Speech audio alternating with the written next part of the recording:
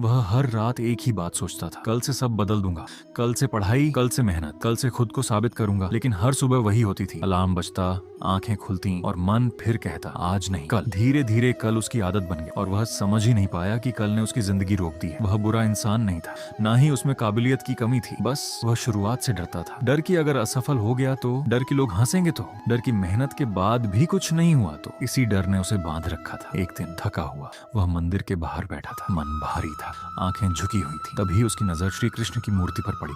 उसे लगा जैसे कृष्ण उसी से पूछ रहे हो, क्यों रुके हो? उसके मन में आवाज आई, मैं तैयार नहीं हूँ, मुझसे नहीं होगा। तभी उसे महाभारत की कहानी याद आई। युद्ध भूमि में खड़ा अर्जुन, धनुष हाथ में था पर हाथ कांप रहे थे।